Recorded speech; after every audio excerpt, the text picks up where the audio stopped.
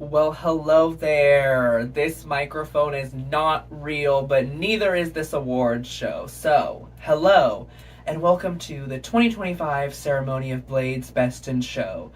I know that calling it 2025 can be confusing since we're now almost 4 months into this hellscape known as 2026. However, the Oscars nominate movies you still haven't seen, and neither have I. So I think I can do whatever I want. So this is the 2025 awards ceremony. I mean, we're talking about films from 2025 anyways, right? Okay. During this faux ceremony that I do, I highlight, uplift, and celebrate my personal favorite works of film from the previous year. This year, I've expanded big time, going from 9 categories to 13. I really gave myself a lot of work for no reason. Nobody asked me to do this. I guess I just like to work. What can I say? I like movies, and also I think I've amped up the production value. Now, amped it up, I mean I literally just put some pink streamers up that also are for another project. So did I really? But as you also see with the editing and the presentation, I really genuinely have upped the production value. Think of this as a less serious version of the Oscars. You know, there's less at stake since it's literally just my opinion and nobody who worked on these films are here or are going to see this. But also think of it as a little bit more serious version than the Patrick H. Willems Veto Award, since I'm giving out actual awards dedicated to the art of filmmaking. I don't want to take up too much of your time. I'm sure you have more important things to watch, like ballet or opera, just completely random, but ballet or opera. But thank you for supporting me as I keep the dying art of film alive. Things function a little differently here, but for the sake of time, I don't want to go into full details. You can find those in the nominations video from earlier in the month, but the main gist is that I only like to feature movies that have had some sort of wide release, whether that be theatrical or streaming, just because I like them to be at least easily accessible to everybody. Last but not least, before I jump into the thick of it, just remember that this is simply my opinion. It's just a fun way for me to talk about my favorite films and share my opinions and appreciate and uplift them. I am by no means acting like I am some sort of authority on film. This is all just for fun, but I do put tons of work into this, so please be kind. And if you enjoy, consider subscribing. I do this every year, as well as I post film content all year round. I'm also an independent filmmaker myself, so I appreciate the support. With all of that out of the way, let's get into the awards. And don't worry, Sean Penn isn't here either, but he also isn't nominated. So, starting off the ceremony, we have a brand new category, Best Sound. Sound is a category that to some might go underlooked, but what is a film without sound? Now, that is not a dig at silent films, but since we're talking about the talkies, sound design in film takes a ton of creative behind-the-scene work to immerse audiences into the complete experience of a film, whether that be harrowing car chase scenes, a triumphant battle, or silent serenity. Here are the nominees for Best Sound.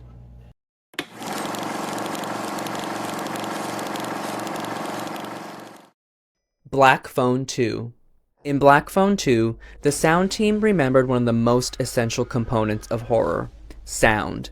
However, rather than creaking floorboards and chilling wind, the team brought to life Scott Derrickson's signature videotape grainy style in this new Frozen nightmare. Good Boy. A dog as a protagonist is already a challenge within itself, especially when the dog isn't CGI nor a magical talking dog. In Good Boy, the sound team filled in the gaps where dialogue would normally lie to immerse audiences into the perspective of Indy, a sweet golden retriever doing his best to save his owner from impending doom. Marty Supreme. In Marty Supreme, the sound team faced an interesting challenge, ping pong. The team had to find the balance between making a ping pong game audible over the sound of the players, a cheering audience, and the synth score, while also not making it too loud to where it's unrealistic, sitting too far forward in the mix. The sound team not only accepted this challenge, but aced it. Sinners. Any sound engineer will tell you recording live music is not easy. Now imagine recording and mixing that music in combination with dialogue and the threat of vampires on the horizon. The sound team for Sinners expertly mixed all the sound elements for this film, of which there are many. The history of sound. In a film where a large part of the story is sound itself, the sound team of The History of Sound had their work cut out for them. The sound team perfectly captured the early documentation of sound as well as the raw environments those sounds were created in. Warfare. When thinking about war films, we immediately think of the volatile chaos and carnage. Guns, explosions, buildings crumbling. However, in Warfare, the sound team goes the opposite direction, expertly utilizing silence between the noise to deliver audiences a harrowing glimpse at the battlefield. As you can see from that first category alone, things are much different here in terms of what I choose to nominate. I guess I'm just a bit less focused on being perceived as prestigious, I suppose. But I want to highlight and appreciate all types of films. You'll find no genre or language biases here. With all that being said, I selected these films as my favorite in sound as I believe they all did something unique or interesting with their sound design and editing. However, there can only be one winner, so the winner of Best Sound of 2025 is Warfare.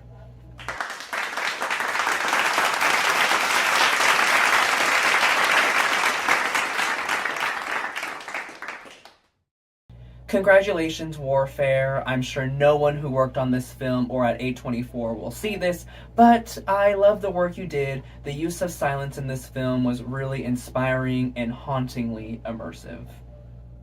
It truly takes the work of several artists to bring together the experience of a film. Now, we already took a look or a listen to the design and editing of the literal sound, but we must also highlight the other sound element of film, score. The music that accompanies a film helps heighten the emotions on screen, whether that be fear, love, happiness, or tragedy. Not to mention, the music is often beautiful standalone pieces as well. Here are the nominees for Best Score.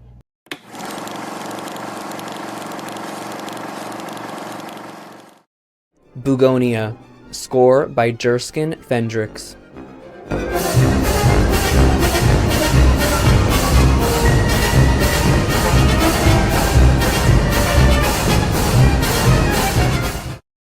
Frankenstein, score by Alexander Desplat.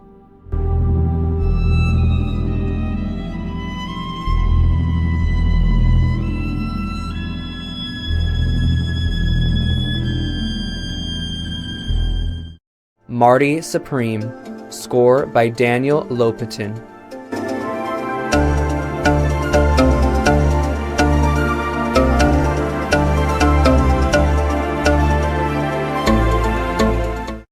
One Battle After Another, score by Johnny Greenwood.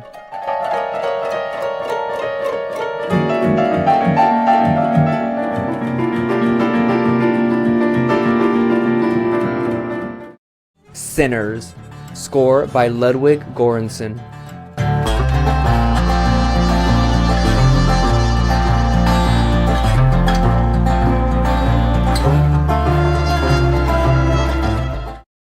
Sorry, Baby, score by Leah Ouyang Rousselet.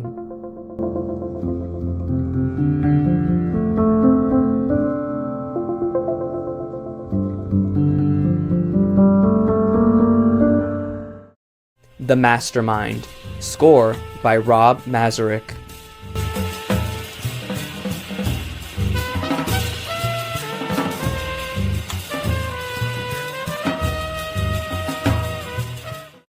The Smashing Machine, score by Nala Sinefro.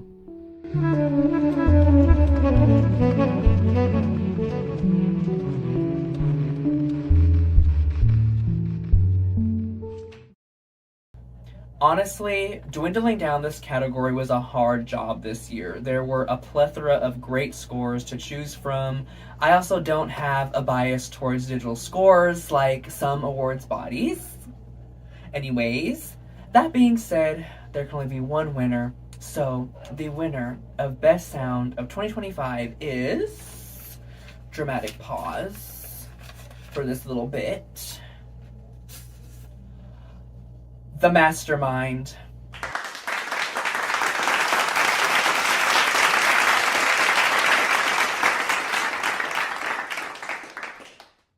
Congratulations, The Mastermind. I absolutely loved how this eclectic jazz music accompanied this slow stroll of a heist film. Now, can someone please make the score available somewhere? I mean, literally, like anywhere. Like, where the heck is it at? We often think of editing as a hidden element when it comes to film or even a YouTube video. However, that's simply not true. The edit is so vital to how a film flows and feels. Is it a slow burn, creeping nightmare, or is it a sporadic, chaotic, but intentional mess?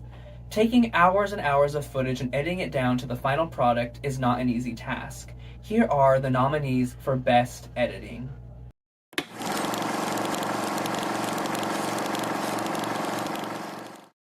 "28 Years Later", edited by John Harris. In 28 Years Later, editor John Harris aids both the intensity and stillness of the world created by Danny Boyle and Alex Garland. During chase sequences, the editing is stylishly barbaric before softening into the film's more intimate human moments. Black Phone 2, edited by Louise Ford. Scott Derrickson's Black Phone 2 features his grainy videotape atmosphere audiences have come to recognize. For his first sequel, Derrickson enlisted editor Louise Ford, who took Derrickson's style and adapted it to this new, icy landscape. The editing is unsettling and eerie, but also manages to pack in a heroic punch necessary to the story. It's Never Over, Jeff Buckley, edited by Brian A. Cates and Stacy Goldate. The edit of a documentary is critical to the film's overall subject and takeaway. For It's Never Over, Jeff Buckley, editors Brian A. Cates and Stacy Goldate managed to do something impressive. Utilize recordings of the late Jeff Buckley that almost act as real-time commentary from the musician. Plainclothes, edited by Eric Vogt Nielsen. In Plainclothes, editor Eric Vogt Nielsen created a jarring and at times seedy experience. The camera work and direction of the film already encapsulated a voyeuristic and under-surveillance vibe that Vogt Nielsen not only highlighted but amplified to punch home the film's themes and atmosphere. Silent Night, Deadly Night, edited by Jeff Klein. In this reimagining of the 1984 cult classic, editor Jeff Klein understood the assignment. The editing of Silent Night, Deadly Night is fun and over-the-top camp, giving the film exactly what it needs. Twinless, edited by Nick Boyanov. James Sweeney's Twinless is a bold, twisted black comedy that was made all the more impactful by the editing job of Nick Boyanov. The editing features several moments of split screen as well as other tricks that further the story's absurdness rather than being cheap visual gimmicks. Alright, so some quirky picks here. I can acknowledge some quirky picks here, but hey, it's just my opinion and I want to highlight these specific films. Yet, there can only be one. So, the winner of Best Editing of 2025 is Plainclothes.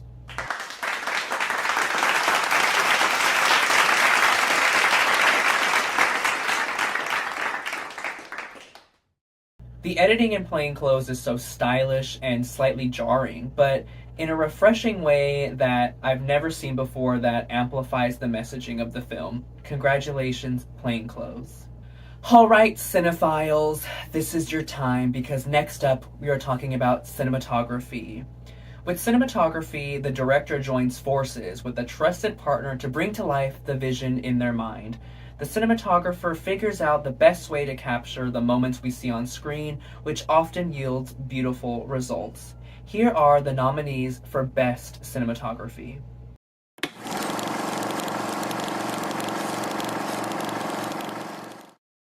Bugonia, cinematographer Robbie Ryan.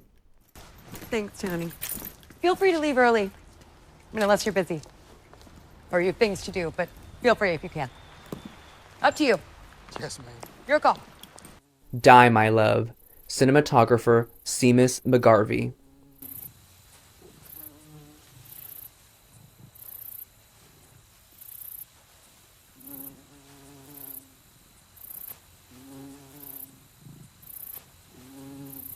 Sinners, cinematographer Autumn Durold Arkapaw.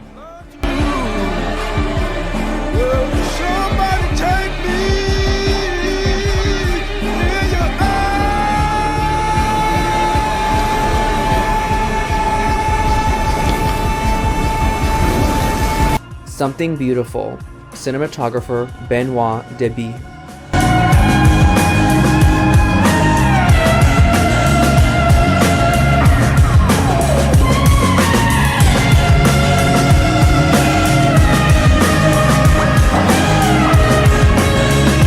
The Last Showgirl, cinematographer Autumn Durold Arkapaw.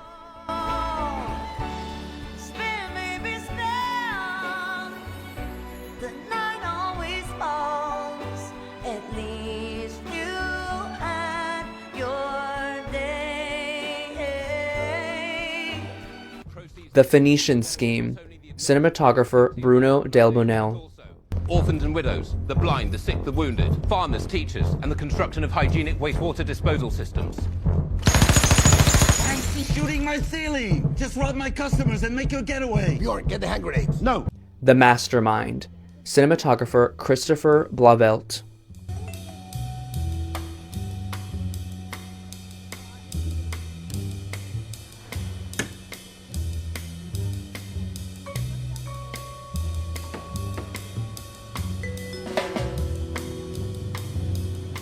Vanisher Horizon Scraper, cinematographer Ruben Plasencia.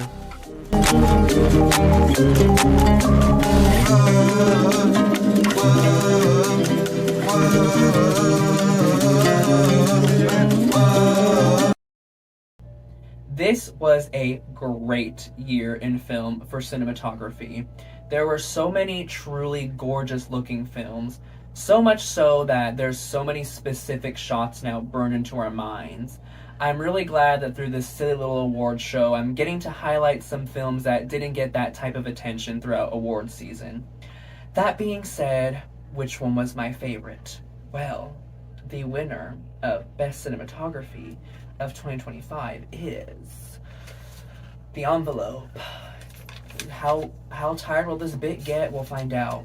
But the winner of Best Cinematography is Sinners.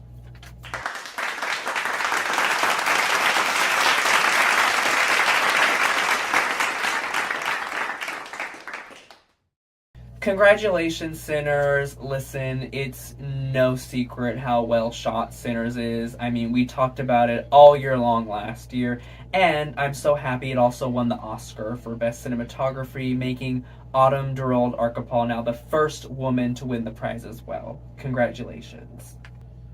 Hey, you enjoy movies, right? I mean, you're watching this video after all. I'm sure as the dirty little cinephile that you are, you're always looking for new films to watch. Well, let me tell you about the sponsor of today's ceremony, Glimmer. Glimmer is the debut original short film by yours truly. The story follows a young performance artist putting on her one-woman show before it slowly becomes more and more unhinged, fueled by psychosis. I put a lot of work into it. It might not be perfect, but it is my baby and I love her. Check out the trailer. Glimmer releases April 17th on my YouTube channel. Witness the performance of a lifetime. You're cordially invited to Glimmer. One last shine. Hi, my name is Glimmer, and welcome to my one-woman show, Glimmer One Last Shine. My last chance to sparkle, shine, and you guessed it, glimmer for you! Join her for a night of spectacle. This is Glimmer, and I'm a multi-talented performance artist.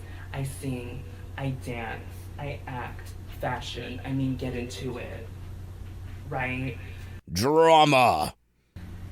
You have nothing for me after that? I mean, come on, man. I just performed for you. You didn't like my little play. Okay, sure. I'm not Jennifer fucking Lawrence, okay? But Delusion. did you just fucking laugh at me? There it is! My one last shine. Psychosis. I take it all back. You're such a generous audience. It took us a while to get there, but you get it, right? The original film debut from Blade. Glimmer. You won't want to miss this crash out.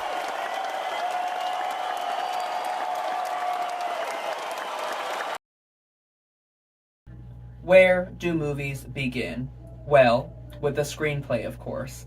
Before a movie can become anything, someone has to put pen to paper, or I suppose now, fingers to keyboard, to create the story we eventually see play out on screen.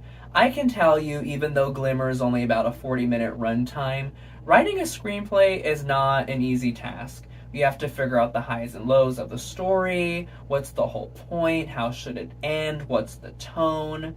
This is the biggest category of the ceremony because I always am impressed by the ideas screenwriters are able to come up with. So, here are the nominees for Best Screenplay.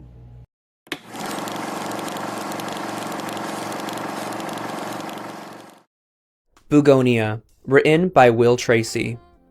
Reimagining 2003's Korean cult classic Save the Green Planet, Bugonia is a wildly fun story with impeccable writing.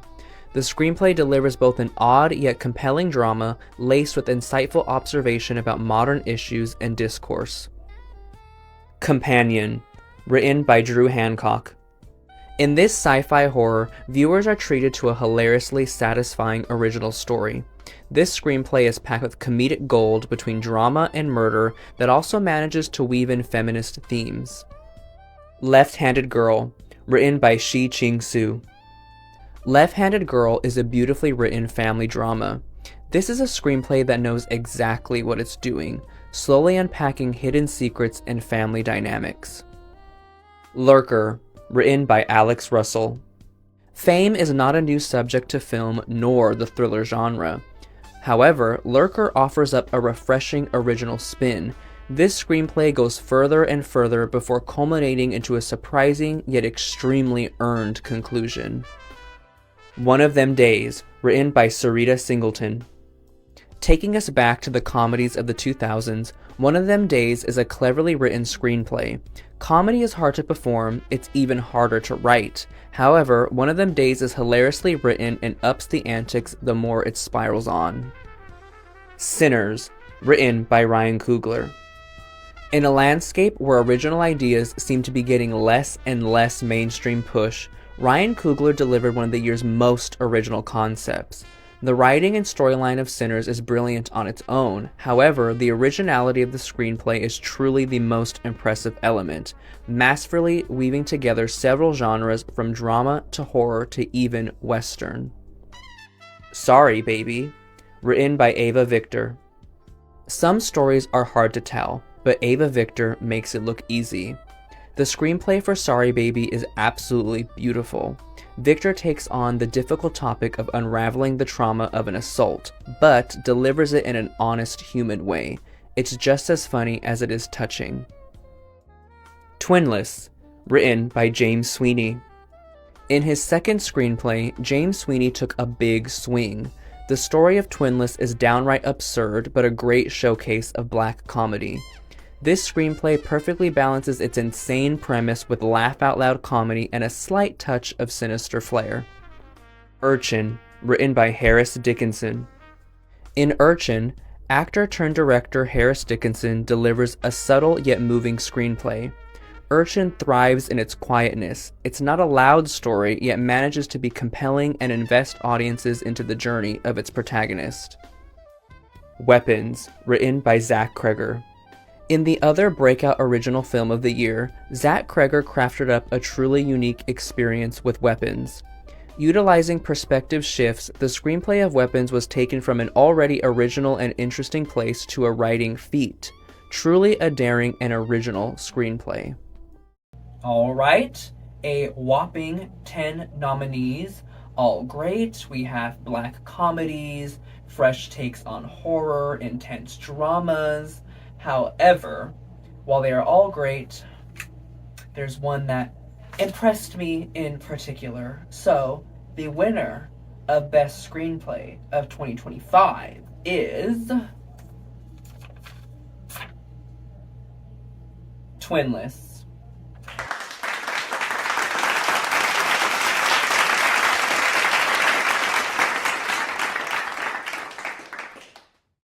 James Sweeney's Twinless is truly an original concept with some audacity.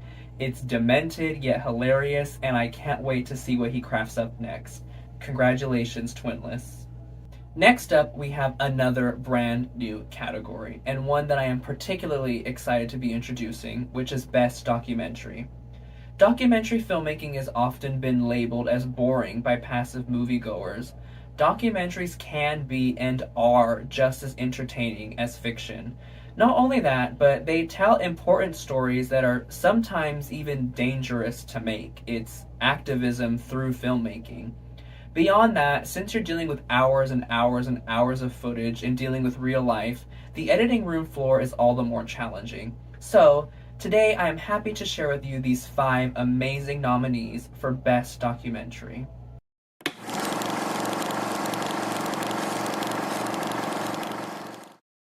2,000 Meters to Andriivka, directed by Mieczysław Chernov, distributed by PBS Distribution. Просуваемся, пацаны, просуваемся!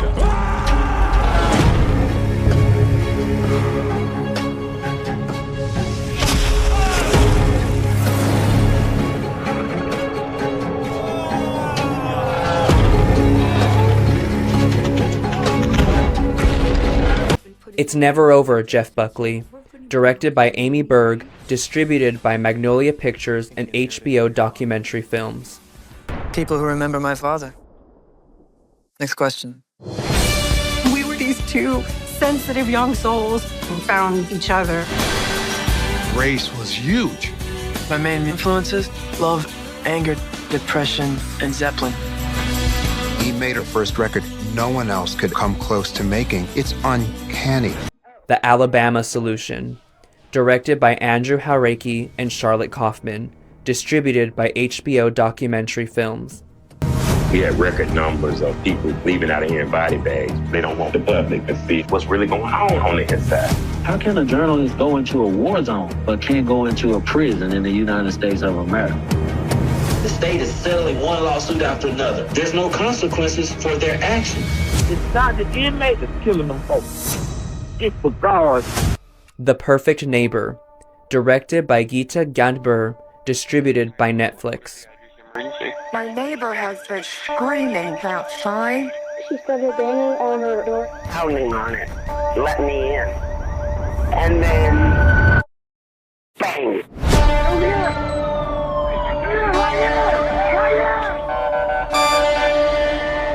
I'm peaceful. I'm quiet.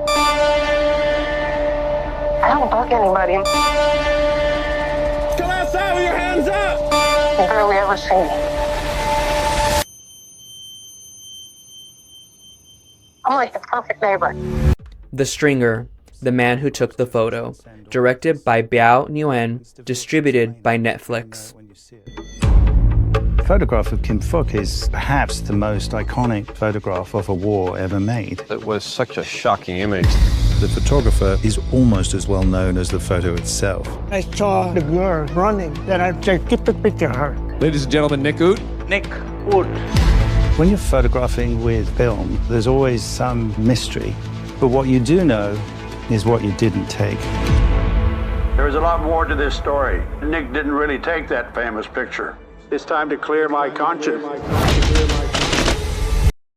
As I said in the nominations announcement video, all of these documentaries are easily accessible, and I urge you to consider watching at least one, if not all of them. That being said, one of the films in particular really grabbed my attention. The winner of Best Documentary of 2025 is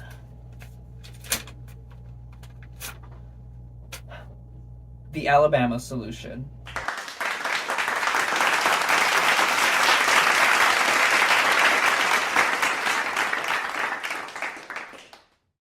While all of these documentaries are amazing in their own ways, I was really moved by the daring investigative journalism of The Alabama Solution. However, I wasn't just moved by the risk of making the film or the injustice that it revealed. It was also masterfully edited and put together. Congratulations to the team behind The Alabama Solution. And while I'm here, I'd also like to say that there is a very obvious common thread in a few of these nominees tonight. So, in the case that it wasn't clear enough through these choices, I would just like to say that fascism and injustice have no place in this country or anywhere. We are all human. We all deserve decency and compassion, and no humans are illegal, and no humans are less than others. Well, the Oscars and I actually do have something in common, at least this year, which is that we both added the Best Cast category this year. Casting is extremely important. It takes the work of a great casting director to not only find the talent, but see who will have on-screen chemistry together. Then, it's left up to the cast to create some magic. Here are the nominees for Best Cast.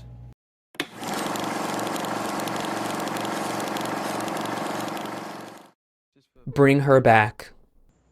Oh no, my daughter's blind. Oh, is she here? No, she's passed. Sorry. Oh, that's all right, you didn't know. It's not your fault. How'd she die? Piper. She's okay. She's drowned. Left-Handed Girl. 你在看什么？见到人有耳膜吹。又是陈三明，你为什么没有读大学？你要是老是这样子的话，那我就让给别人去做哦。你若唔到手，你就政府咧推魔鬼做代志，你听我。Sinners. What y'all doing? Just step aside and let me on in now. Why you need him to do that?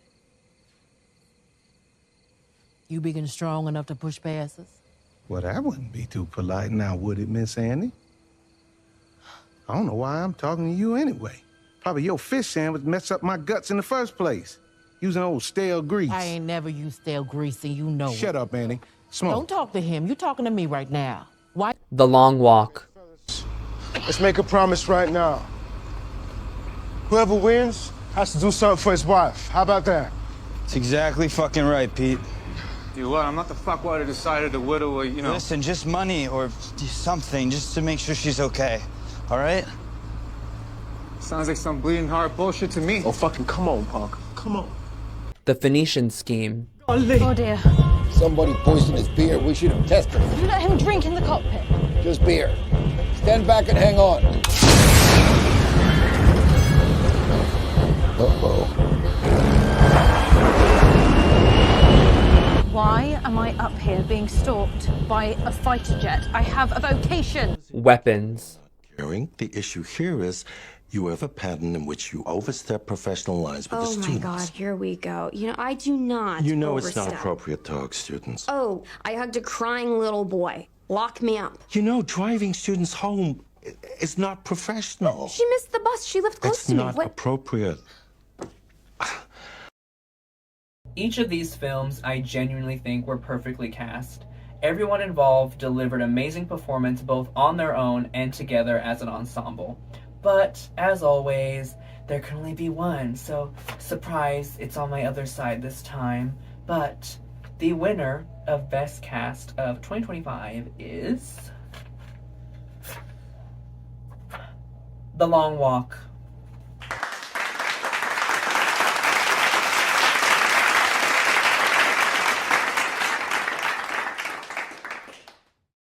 The Long Walk is truly one of the best casted films I have ever seen. This is a very large ensemble cast, yet every single actor here did an impeccable job investing you in their characters in a short amount of time to devastating effects. If you've seen it, if you know, you know. So, congratulations to The Long Walk.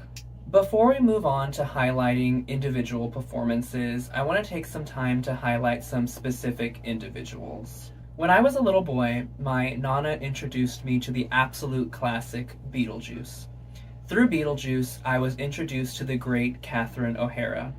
Catherine was a constant in my childhood from, as I said, Beetlejuice to Home Alone to Best in Show. She continued to decorate my life until recent years in The Last of Us and, of course, Schitt's Creek, where she played the iconic Moira Rose, my personal favorite character that she ever played. Catherine was a once-in-a-lifetime talent, truly hysterical, but also heartfelt and endearing. Not only a great character actress, but a beautiful soul as well. Goodbye, Catherine. I'll miss your presence on my screen.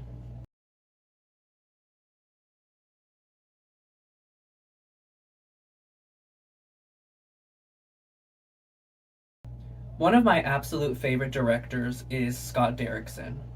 I was exposed to his films through 2012's Sinister, which is still one of my favorite movies to this day. In Sinister, I was introduced to James Ransone, or as some of us in the reaction community might know him, our beloved Deputy So-and-so.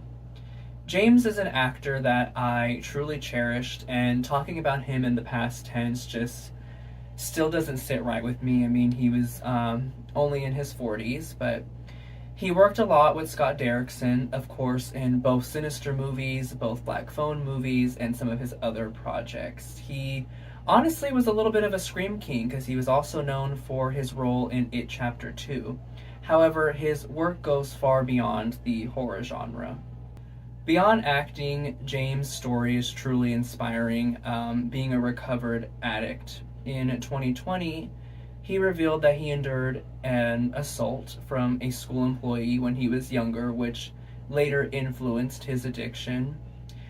I just personally find this very inspiring as somebody who also wants to work in film and has also unfortunately endured sexual abuse in my life. It just gives me some personal hope. Furthermore, James intervened to prevent a abuse from taking place in 2006. James overall was just an amazing human, and his story is just so inspirational to me. He's still one of my favorite comfort actors to watch. I was truly heartbroken to hear that he is now gone, and I know that I didn't know him personally, but he did mean a lot to me, at least through the screen. So I just wanted to say goodbye, James, and I hope it's nice wherever you are.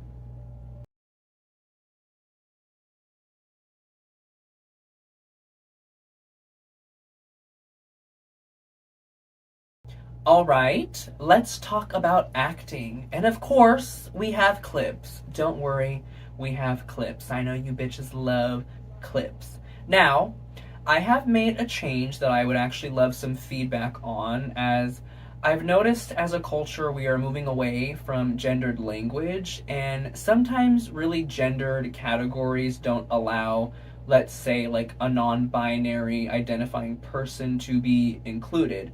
So I've changed the acting categories to focus more on the character the actor is performing and their presentation, rather than the gender of the performer themselves. I don't know if that's like too PC and annoying or a good idea, but this is just what I've come up with for now. I understand that I could just do too big, like a big lead category and a big supporting category, but I like to highlight as many individuals as possible, so this is just what I've come up with.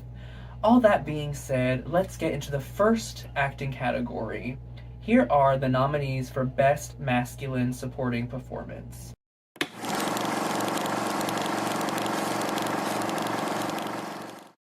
Austin Abrams, Weapons. Excuse me, sir. I don't want to be rude, but, like, how do I know you aren't gonna try and, like, take that reward for yourself? Sir? Billy Brick, Hell of a Summer. What did you just call me? You know what? Forget it. No. I'm about to risk my life for your entertainment and you call me a pussy. Stunts off. Whoa! You hear that, Ari? They're booing you. David Johnson, The Long Walk. You ain't coming fucking good. You see this, right? Have a look at that. You see that? Pete. You see it, yeah? Yeah, I do. Yeah. He left me for dead. I woke up in the hospital, and you know what? You know what, Ray? I wasn't even upset. Because it wasn't his fault, it was mine. Delroy Lindo, Sinners. Sammy, you don't worry about a thing, yeah? Devil done came for me plenty of times. If he come knocking tonight, he gonna have to go through his old friend Delta Slam before he get to you. I go for everybody in here. Jacob Elordi, Frankenstein. What hope I had, what rage. To own nothing. The tide that brought me here now comes to take you away, leaving me stranded. Jacoby Jupe, Hamnet. I should be one of the players with a sword. Sword? Yes, and I shall clash it against the sword of the other player. Show me. There'll be a terrible fight, and everybody watching will be frightened out of their wits. Joseph Quinn, Warfare. Oh my God! Oh my God, fuck! Fuck! Oh my God! Michael Cera, The Phoenician Scheme. Well, it's an interesting story, I suppose. After the war, my own primary interests are very similar to the persona I present to you as Professor Bjorn. I completed my studies at Princeton and helped establish an expatriate scientific journal publishing poetry, drawing, and ecological prose. Eventually, our government offered to subsidize the magazine in an effort to promote American cultural interests. But really, they just wanted us all to become intelligence operatives. I loved all of these supporting performances, and as you can see, we do appreciate comedy here at Blade's Best in Show. But of course, drama and horror are also present. But which genre is home to the winning performance? Well, the winner of Best Masculine Supporting Performance of 2025 is Jacob Elordi.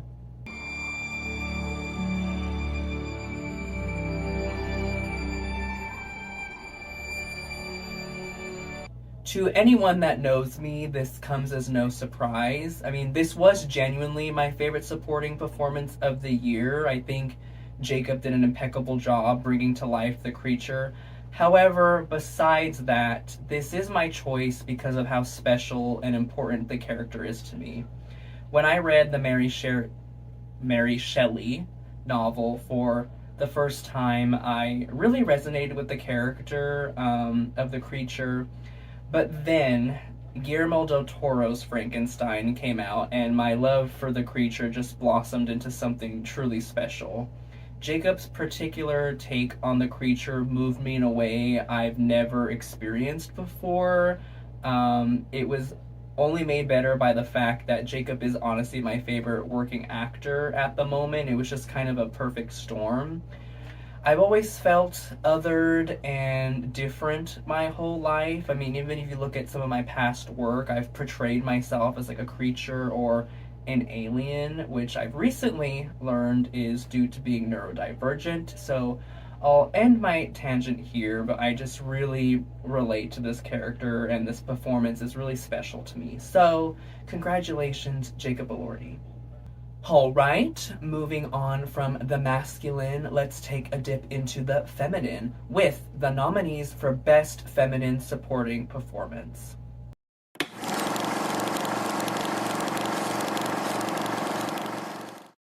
Aisling Franciosi, Twinless. Do you know Roman's brother, Rocky? Let it go. Roman thinks you met because you lost a twin. A twin that doesn't even exist. You can't keep this from him, Dennis. He has to know the truth. Amy Madigan, Weapons. Oh, well, I hate to say it, but his parents have been feeling unwell as of late, and I'm staying with them to help take care of Alex. Oh, so that's serious. Oh, no, it's not serious. Nothing terminal. It's just a touch of consumption. A touch of consumption? Yeah. Davine Joy Randolph, Eternity. It is what it is. Luke is hot. His eyes are bluer than the ocean. He has a better narrative. No, he doesn't. I have a better narrative. I was married to her for 65 years, and I gave her children. Exactly. We go with that. That's strong. There's nothing more powerful than emotional blackmail. Right? Good on you. Lily James, Finally Dawn. And I was walking through Rome, and there is no room to move, but my heart feels free, and then emotions to me. Naomi Aki, Sorry Baby. There's a bone. What? In the fish. There's like a bone in the fish that you served me. Sorry? No, it's fine. It's just like maybe you should like debone it a little bit better before you serve it to people. Tiana Taylor, One Battle After Another. What's your name, dickhead? I'm Captain Stephen J. Lockjaw. We're here to right your wrongs, motherfucker. You got an army growing in your fucking guts and you put it there. The message is clear. Free borders, free bodies, free choices, and free from fucking fear. Wunmi Masaku, Sinners. Can't rejoin the ancestors. Cursed to live here with all this hate. Can't even feel the warmth of a sunrise. Okay, then. Can we bring them back? Maybe if I kill the ones that made them this way. Smoke. They have a connection, but they live on, even if the one that made them is killed. The best thing we can do for him is free his spirit from this curse. Zoe Winters, Materialists. I'm trying to settle. I promise you're going to marry the love of your life. Once again, performances ranging from several genres. I imagine some surprising picks as well. But which one was my favorite? Well, the winner of Best Feminine Supporting Performance of 2025 is Wunmi Masaku. How you know I ain't brave? I work every route my grandmama taught me to keep you and that crazy brother of yours safe. Every day since you've been gone. Congratulations to Wunmi Masaku for her performance in Sinners. I loved watching her on screen. She had such a lovely, warm, maternal energy to her. As Annie, she had wonderful chemistry with Michael B. Jordan and provided so much depth to their dynamic and her character alone. Wonderful performance. Here at Blade's Best in Show, you know, this super serious and official awards show, I do try to highlight as many performances as possible, but unfortunately not everyone can make the cut. So before we move into the first half of the lead performances, here are some honorable mentions.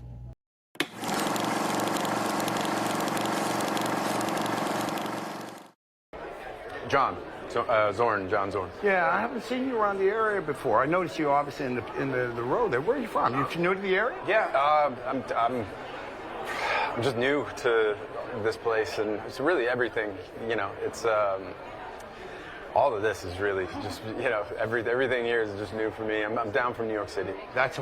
So the thing about poker is, cards aren't just cards. This right here is pieces of time. Okay? There's what's on the table, and there's what's coming down the line. Follow me? Which there's only a certain amount of cards in each deck, so you got some idea what's already been dealt. You got some idea what's gonna happen next. Are you afraid to die? Kinda, yeah. You've died plenty of times. What are you so scared of? Till now, I died and I was just born again, you know? It felt like it was me continuing on. But now, once I die, it'll be over for me. All right, so we've talked about my favorite supporting performances of the year, but now it's time for the leads, the performers we trusted to carry us through the entire narrative of the film. Here are the nominees for Best Masculine Lead Performance.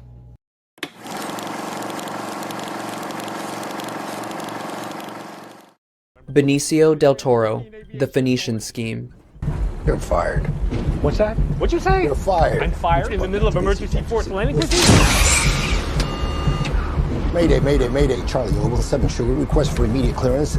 I've got a cornfield and a, looks like a soybean field, which is going to be softer. Dylan O'Brien, Twinless. Can you not laugh at me? I know I'm not like the brightest tool in the shed, but I don't appreciate it. Yeah, of course, I'm sorry. You know, if I get something wrong, tell me, because then I can know better. Would now be a good time to point out, I think you meant to say sharpest tool in the shed?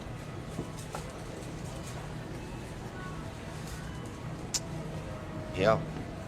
Jesse Plemons, Bugonia. You're going to say that I'm in some kind of internet-induced, auto-hypnotic feedback loop and gatekeepers and norms and all that weak hegemonic horse shit. But that is precisely the limp dick rhetoric that you've been instructed to counter the human insurgency with. That's the fucking hyper-normalized dialectic by which you've convinced 7.5 billion people that they're not your captives. Josh O'Connor, The Mastermind.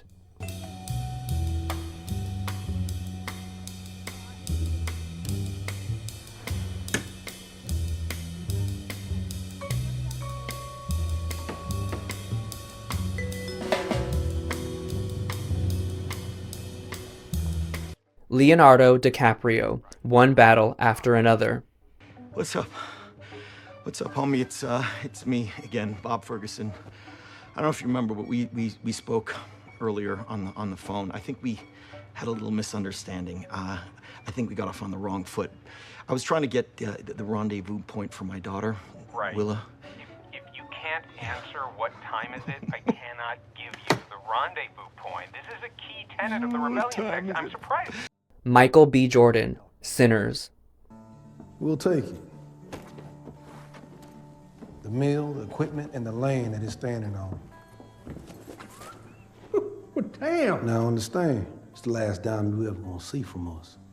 And if we see you or any one of your clan buddies cross our property line, we gonna kill them right where they stand. Theodore Pellerin, Lurker.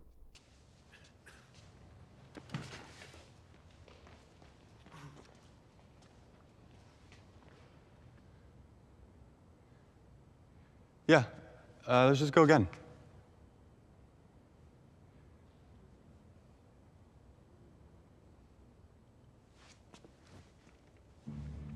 I don't have to try. Timothée Chalamet, Marty Supreme. No, you can't do that. You gotta let the ball hit the other side. You can't catch it with your paddle. It's my point. What are you talking about? You can't do it. You gotta let the ball fall off the table. That's ridiculous. You're cheating. I'm cheating? Yeah, that's called cheating. You're not following the rules. Fine. Take the point. Thank you. Give me the ball. Fuck! If you've been following awards season, first of all, you're probably just as fatigued as I am, so thanks for watching this. But also, you'll know the Best Actor race was stacked.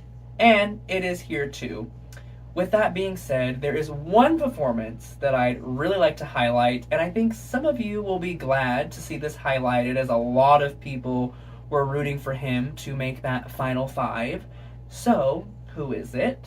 Have you guessed yet? The winner of Best Masculine Lead Performance of 2026 is, or 2025, forgot what award show I'm at, I jumped into the future. Anyways, the winner is Jesse Plemons. You are. I've done thermal imaging on your face. There's Andromedan code all over your Instagram. You're barely even hiding it. I mean, look at you. I'm supposed to believe you're a 45-year-old woman? Human woman?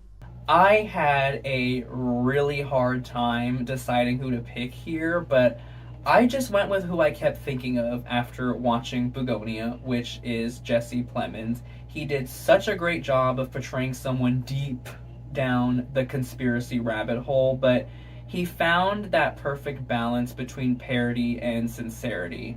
He really made this character believable and intriguing. I'm also really glad that his Friday Night Lights pal Michael B. Jordan got his flowers at SAG and at the Oscars, so now both performances can be celebrated. I know it's not an Oscar, Jesse, but you do have a Blades Best in Show award, which is obviously, just as cool. Switching over from masculine to feminine, let's take a look at some performances I loved, but didn't quite make the final 8. Here are some honorable mentions.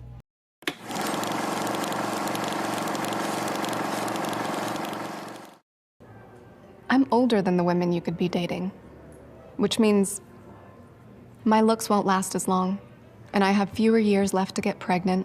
If you marry a 25-year-old, then in 10 years, she'll look like me. If you marry me, in 10 years, I'll look like my mother. What does your mother look like?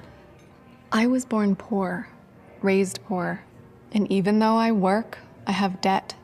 I'm a college dropout and a failed actress. What in the Medusa, girl? I almost on the stone. Oh! I feel bad for even looking. My apologies, but it's all making sense. You know? You gotta resist. I can't. I tried. He can make you wave at me. But he's taking advantage. He can't keep staying here and not pitching in. Uche already want to get us up out of here, and he apparently moving white people in. Ooh. My mom was Christian, too. Dad didn't want us brought up in the church, but I asked a lot of questions.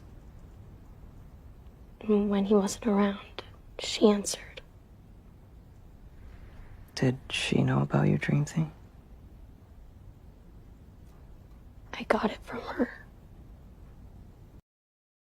All right, girls, gays, and theys, it is our time, because it's no secret we love a diva serving acting down. So, without further ado, here are the nominations for Best Feminine Lead Performance.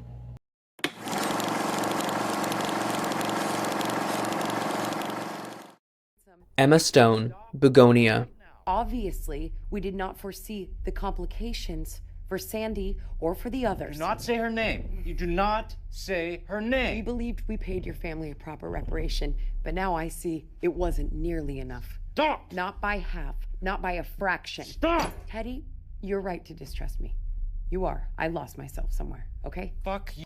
Ava Victor, Sorry Baby. Someone does something bad to you. Someone says something scary. If you want to kill yourself with like a pencil or a knife or whatever, you can just tell me. Jennifer Lawrence, Die My Love. Why do you not have your short tongue? Shut up! Fucking sanctimonious dick. You're probably pissed on it for yourself. Blame it on the fucking dog. Because you're mangy dog. And sanctimonious means that you think you're morally superior to other people, Danny. Where's your book going, by the way? Fantastic, thank you. Your great American novel. The main character is about to batter her husband to death with a hammer. Sounds like shit. Well, you can't read, so. Jessie Buckley, Hamnet. I see you. Grown. Very strong. And I see you in London working with your father. In the theatre. At the Playhouse.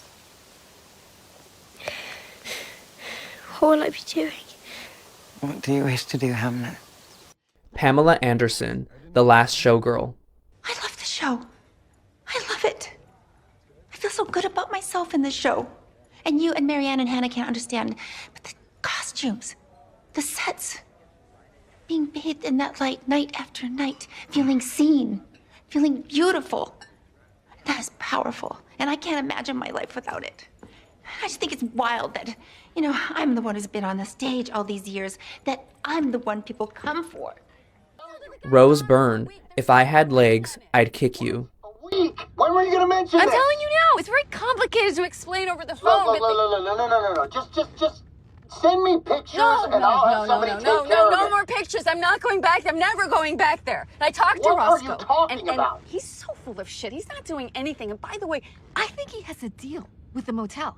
Because there's another... Stop, okay? Sally Hawkins, bring her back. Oh, no. My daughter's blind. Oh, is she here? No, she's passed. Sorry. Oh, that's all right. You didn't know. It's not your fault. How'd she die? Piper. She's okay. She's drowned. Shiyun Ma, left-handed girl. 你知道你的小孩生后3个小时了吗？不就在旁边玩吗？走吧。你们要去哪里呀？去教小孩。还有，是你妈给你的。 Lots of great performances here. One could say we're having ourselves a diva off. However, who is winning the diva off? Well, honestly, I think several people could. There are truly some stellar performances here, but there's one diva that really did it for me. So, the winner of Best Feminine Lead Performance of 2025 is Pamela Anderson. I mean, you can just write somebody off like that? This is how it works? This is how auditioning works. Thank you. Bye, Sherry. Next. I worked really hard.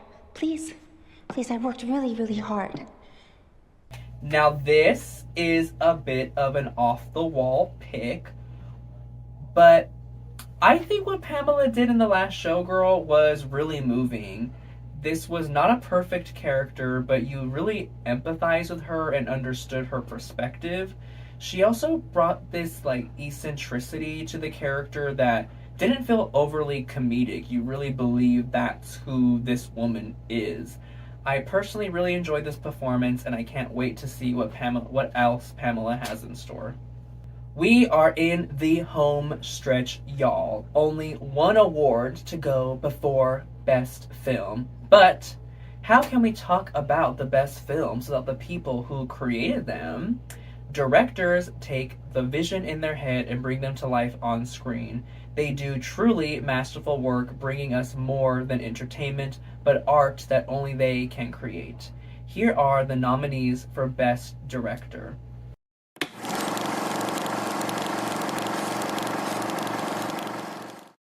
Celine Song, Materialists. You don't even remember my face.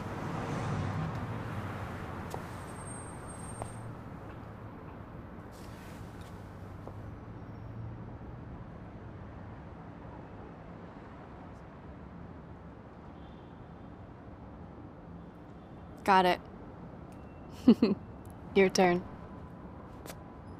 Ava Victor, Sorry Baby. Well, fuck. This is really nice. I guess, yep. I love you.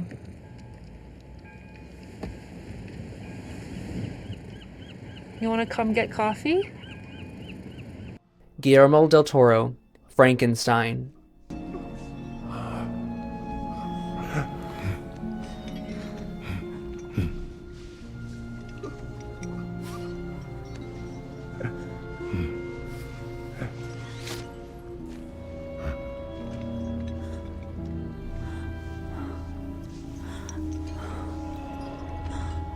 Josh Safdie, Marty Supreme.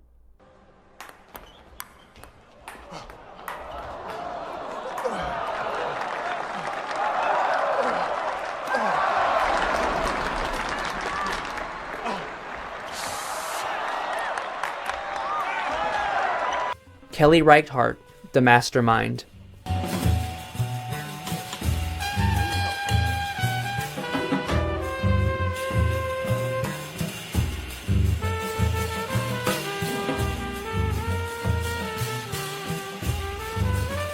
Paul Thomas Anderson, one battle after another.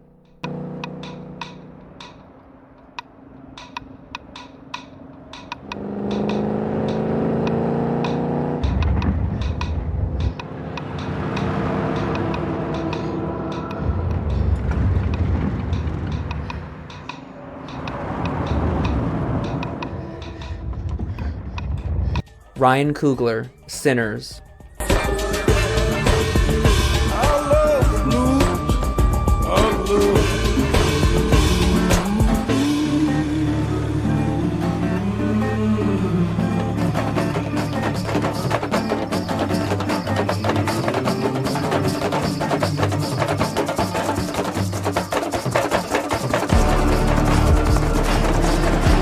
Yorgos Lanthimos, Bugonia. They did a hell of a job on it, but the tells are there.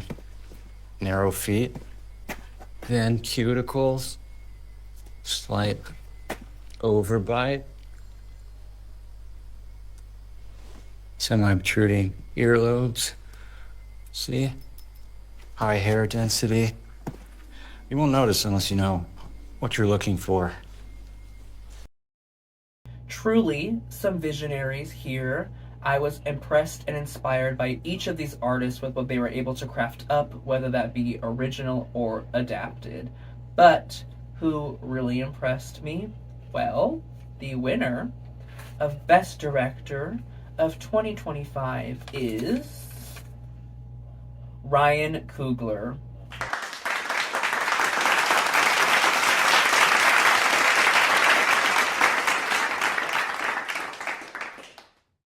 Y'all, I mean, what is there really to say? Sinners is hands down one of the best films of the decade so far. Honestly, dare I say, one of the best films since 2000 even. This is a masterpiece film. Such an original, daring concept, all helmed by the sick as fuck Ryan Coogler. Congratulations, Ryan. Oscar winner, Ryan Coogler, mind you. Alright, you guessed it. Before I unveil my favorite film of the year, let's take a look at what didn't quite make the cut and a cheeky little self-promo of one of my projects from last year. Here are some honorable mentions.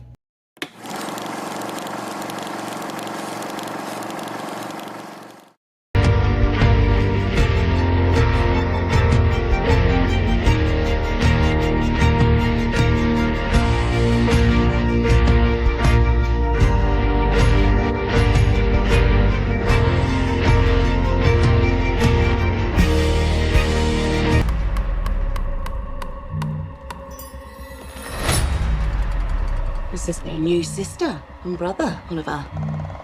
Oliver lost his family just like you guys. Needed someone that could give him special care. Listen, I gotta tell you a secret. Grace, if you're having a hard time... I feel fine.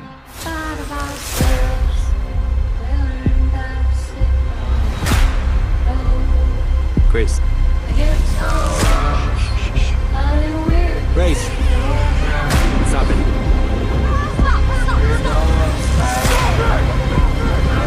Walk until there's only one of you left. Who's ready to win? Yeah, it took me a while to realize the truth of this. This is walk or die. You'll walk as long as you can. But sometimes the body won't listen. For some, your heart will stop. For others, your brain. And the blood will flow suddenly. But today was different. Every other class had all their kids. But Mrs. Gandy's room was totally empty. And you know why? Because the night before, at 2:17 in the morning, every kid woke up, got out of bed, walked downstairs, and into the dark. And they never came back. Okay, here we are, the big one. If you've made it this far in, thank you for sticking around. I've already talked long enough and you know what's next, so let me take a page out of Adrian Brody's book and just get right to it. Here are the outstanding nominees for Best Film.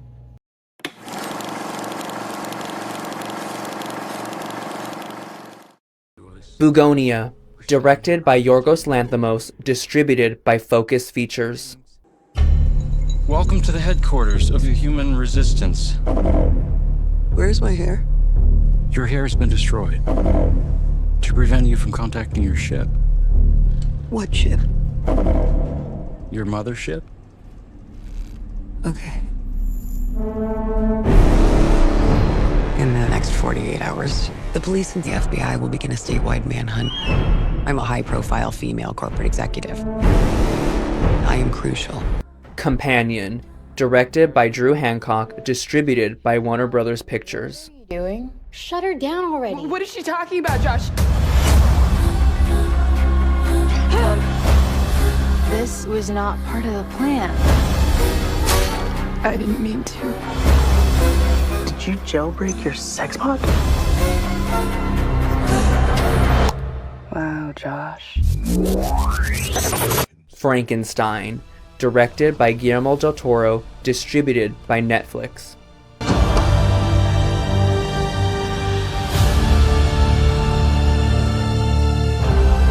My creator.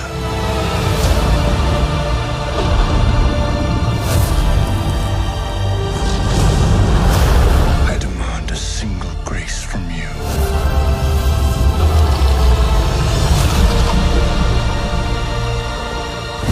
If you are not to award me love, then I will indulge in rage. Left-Handed Girl, directed by Shi Ching Sao, distributed by Netflix. 你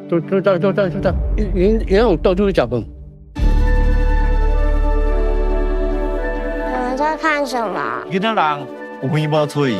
又是前3名，为什么没有读大学？你要是老是这样子的话，那我就让给别人去做哦。你若唔到手，你就政府去推魔鬼做代志，你听我。我们没钱了，你要去上班。你们会讲，我们自己去算啊。Lurker, directed by Alex Russell, distributed by Mubi. What's the difference between love and obsession?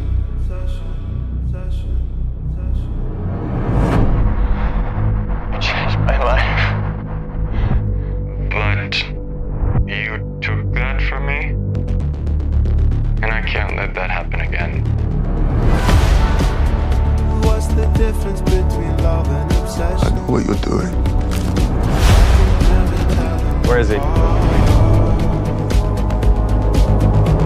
Materialist, directed by Celine Song, distributed by A24. Not gonna marry him, are you? Why not? Because he's good looking and rich. Probably doesn't have roommates. Is that my charger? When I see your face, I see wrinkles and children that look like you. So where does that leave us? What are you thinking about? I don't think I'm very good at my job anymore. We promised them love, but the math doesn't add up. Sinners, directed by Ryan Coogler, distributed by Warner Brothers Pictures. Some weird shit going on out here. You keep dancing with the devil.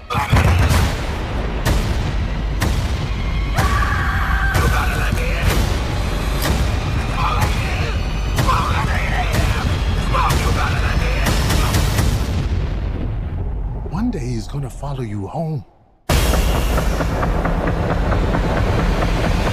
Sorry, Baby, directed by Ava Victor, distributed by A24. Something pretty bad happened to me. Did it just happen? No. It was a little over 3 years ago. Well, that's not that much time. I know this is hard to talk about. Doesn't feel that you know that. We know what you're going through. We are women. What? I know you're scared, but you're okay. The Mastermind, directed by Kelly Reichardt, distributed by Mubi. You don't look like cops. Say, James, we've been told that you're mixed up in this robbery. I sure don't know how you got down this road. You got the wrong idea. I'm afraid you got some bad information.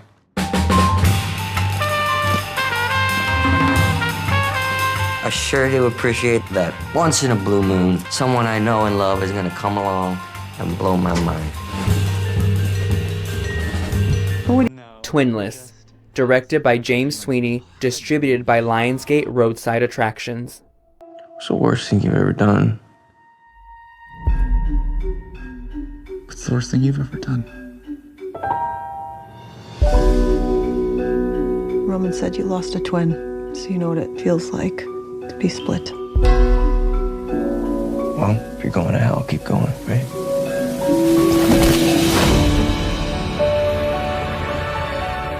You just have to know your limits. I don't know my limits. I wish I could take it back. This category is a prime example of why I like to do this. Don't get me wrong, there are some Best Picture nominations here, but overall, I think this is a unique list of films that I want to highlight, films I personally really appreciated. As always, it's just my opinions, my personal favorites, and it's all for fun. So, that being said, which one was my ultimate favorite? My favorite film of 2025? Well, the winner of Best Film of 2025 is Frankenstein.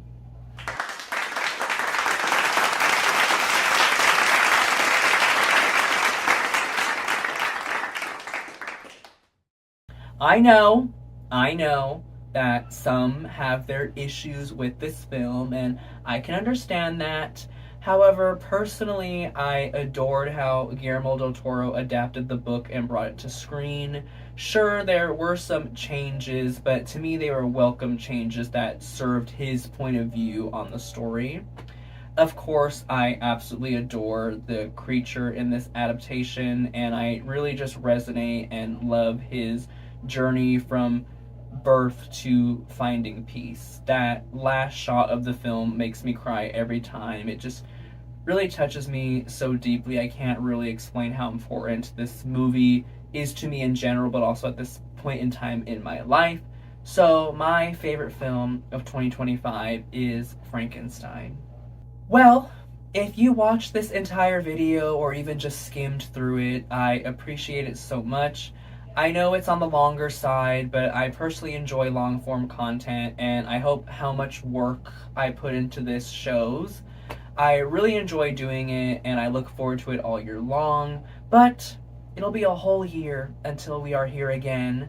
But you know what? Exciting. You know, we have a whole bunch of new films on the horizon and new things to talk about, and we'll meet back here in a year to talk about them. If you enjoyed this, I make film content all year long, including reviews, film essay, like talking about my watch list. I also, as I mentioned, am a small independent filmmaker myself, so any support is appreciated. My short film Glimmer comes out April 17th right here on my YouTube channel, but I suppose that's all for now. So I will see you in the next one.